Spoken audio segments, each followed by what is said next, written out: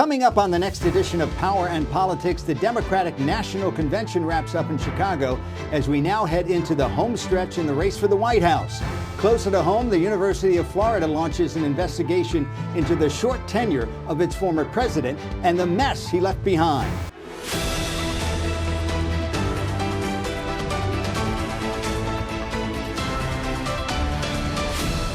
Hello and welcome to another edition of Power and Politics. I'm your host, Frank Cipolla. Power and Politics is a weekly, right-down-the-middle look at the top stories affecting the state, with a special emphasis on the psychology behind the decisions and issues that affect our lives. I am joined today, as I am every week, by my co-host, longtime practicing psychologist and the nation's Emmy Award-winning political psychologist, Dr. Bart Rossi. Doctor, welcome. Nice to be here, Frank. Well, we start with the Democratic National Convention, which wrapped up Thursday in Chicago. Doctor, putting all aside the hoopla and everything else, what did you think of it? Highlights, lowlights, your thoughts? Well, Frank, in one word, I think intensity really makes the day for the Democratic Party. You know, pollsters try to look at intensity, to try to measure it. I don't think they can do it. And I think when you have this kind of intensity at a convention, it could bring on more momentum and it could bring on more success for the Democratic Party, and it might result in more voters actually voting. So you can't really get your arms around intensity, but it was there, it was obvious, and I think that makes the day for the Democrats right now. I would respectfully disagree with you. Okay. I think there's a possibility now of overconfidence. That's true. And overconfidence may get people not to vote or not to be engaged as much or feel as though it's a sure thing. And that's not good either. Well, I think from a psychological standpoint. I think you make a good point, but I think the Democrats are also listening to what you just said. I think they don't want to become overconfident, but that's a separate issue, and I think they're looking at that, and I think they're going to address that. I think they're going to keep saying it's a close race no matter what, and that's probably wise. And it is the home stretch. Yes. Because now we head toward Election Day and in just a couple of months or so. That's so right. It will be interesting. We'll be here, of course, talking see. about it. Also this week, Republican campaign officials trying mightily to get former President Trump to stay on topic. South Carolina Senator Lindsey Graham has said if Trump makes it a policy debate, he wins. But so far, the former president has been straying off course. I am curious from a psychological standpoint why he doesn't keep on message. Message discipline is very important, especially toward the end of a campaign. And Frank, that's a big question. And I'd like to disagree a little bit here with the senator. Okay, Senator Graham. Because it's not about Donald Trump just focusing on policy. It's not just about that. He's correct that he should do that, but he needs to present a personality that gets to the base of his party, which he's pretty good at, and then expand that base. He needs a personality that works. Now, for him, it's an authoritarian personality.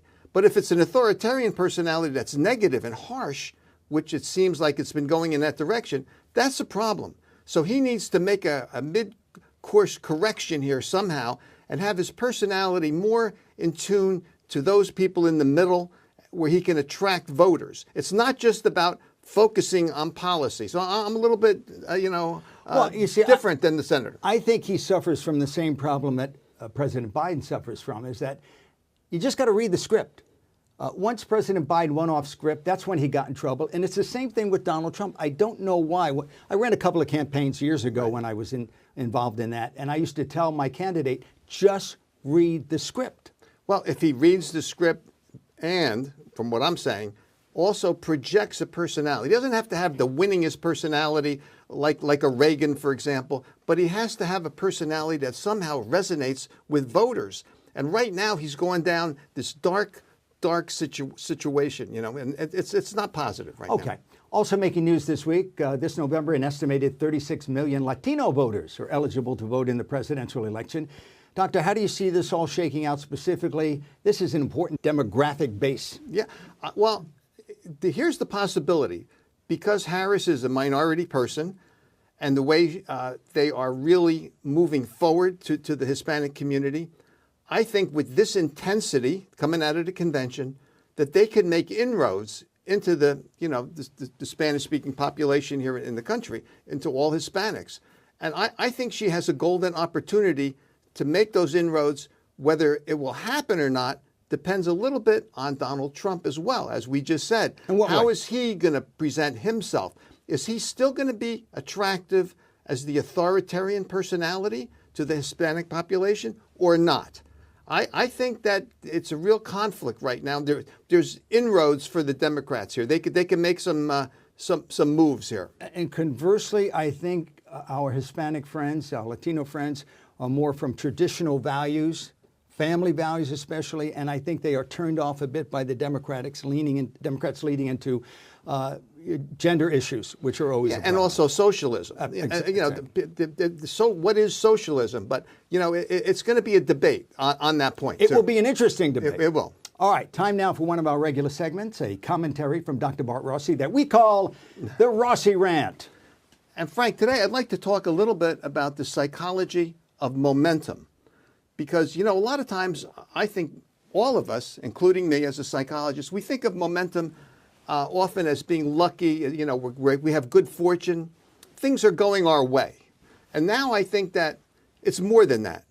I highlighted a couple weeks ago that when I was playing baseball, I had one year when everything was going my way. I hit the ball great, and I was thinking about momentum in terms of politics too. And I think a lot of times you're doing the right thing when you have momentum. You feel good, you're projecting yourself well, you have a game plan, you have an actual action plan, if you will, in terms of how to go forward and how to do things. So momentum itself is not just a matter of luck or good fortune, but it also relates to you, your personality, and how well prepared you are and how you can keep the momentum going. Yeah, you have to keep that momentum going. Yes. That's an important part of it. Yeah. Coming up, you could say it's a problem of their own making. The state legislature says it will not meet in special session to resolve the condo insurance and HOA fees mess. How did we get here? That's next when Power and Politics continues. Welcome back to Power and Politics. I'm Frank Cipolla, joined by clinical and political psychologist Dr. Bart Rossi. Despite calls from lawmakers in Tallahassee to look into what's being called the condo crisis, the state legislature says it will not hold a special session on the issue before Election Day. New assessments and higher insurance costs following the collapse of the Surfside condo in 2021 led to stricter rules to better maintain buildings and protect tenants. It's also led to HOA fees, which are much higher. And as one owner put it, it's a choice between rundown buildings or bankrupting those who have owned those condos for years. This is a real dilemma, Doctor. Right. We've talked about this in past shows. I'm curious to know why the state legislature won't just get back into session, resolve this, instead of waiting till Election Day or after Election Day. And Frank, the Senate President, Pasadomo, from Southwest Florida. Yes, from Southwest Florida. She has been in our sunshine in the past because she's moved forward with a lot of bills, some that even the governor might have objected to. She's been very energetic in moving stuff forward. In this case, she wants to halt this movement to do something and wait until after the election to investigate and probably come up with some parameters around this problem. My question is, if it's after the election, that means then we're going into probably next year and beyond. And the problem is now. The problem is here now. And I don't think that people want to hear this about putting this off because it's an election year. I think the psychology is going against her in this case. To me, it's clearly political. Yes. And maybe after Election Day, when you have some lame duck legislators who can vote the way they really want, it might be easier to pass. Yeah. Is that a possibility? It's a possibility, but I think that the Senate President is really, as you say, going with the politics of the day and not the people of the day. And that means at least 2.5, 3 months more of this before they even get around to talking about it in the state legislature. That's right. A problem of their own making because they passed this bill a couple of years ago. And how long will they talk about it before anything happens? So it's really not a good... not good optics, as we say. It's not good optics, okay. Now, everyone makes mistakes, obviously they have. Also making news this week, an investigation has been launched into the short tenure of the Florida University president and former North Dakota Senator Ben Sasse, who tripled the university's budget and reportedly diverted much of that money to secret consulting contracts and to former Senate staffers who worked remotely. It went from $6 million for Florida University to $17 million He spent about a year and a half there. He left to spend more time with his family and pursue other opportunities. We know he got fired. But how does this happen? My question initially when he was appointed is, he's from North Dakota. There's no one in the state of Florida who's qualified to be president of that university? Well, I'm not sure. Is he from North Dakota? He is a former North Dakota senator. He's from North Dakota. Okay. Well, my opinion here is, here's a guy who was conservative, less government. He wants a tighter budget. But it wasn't a very tight budget for him. He wanted to spend all this money for his friends, so that would enhance perhaps his pocketbook as well. So I guess the word here is hypocrite. I mean, how do you say that you're, for less government and better spending when then you become the president of the school and you engage in this behavior? It's really undermining the school. It's really despicable. There's no other word for it. I think an investigation should be launched into how a North Dakota senator got a job in Florida. Yeah.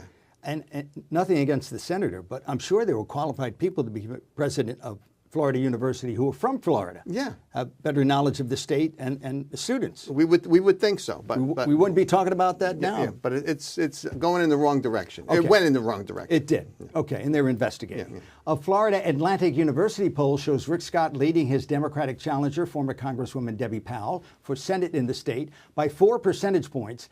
Now that's closer than it's been, even though it's just one poll, and we are looking at the possibility of a closer race possibly for the Senate in Florida. You know how I feel about polls. They're a snapshot. They really don't look at the trend and where it's going. But do you think this might be a closer race between Rick Scott and Debbie Powell, who both won their primaries this week? I think it will be a close race. But remember, Rick Scott is the master of a close race. He is. I mean, he is. By the way, he's really good at this. He knows where to pull votes, and he knows how to get just over that margin.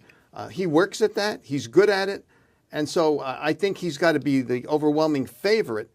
But this is a different dynamic now, this whole election, because Amendment 4, the abortion amendment on the ballot, and women and the power of women in this vote, I think that it's going to be close. And it could, as we get closer to election day, be a toss-up, actually. You think so? It could be. Well, we have Kamala Harris at the top of the Democratic ticket.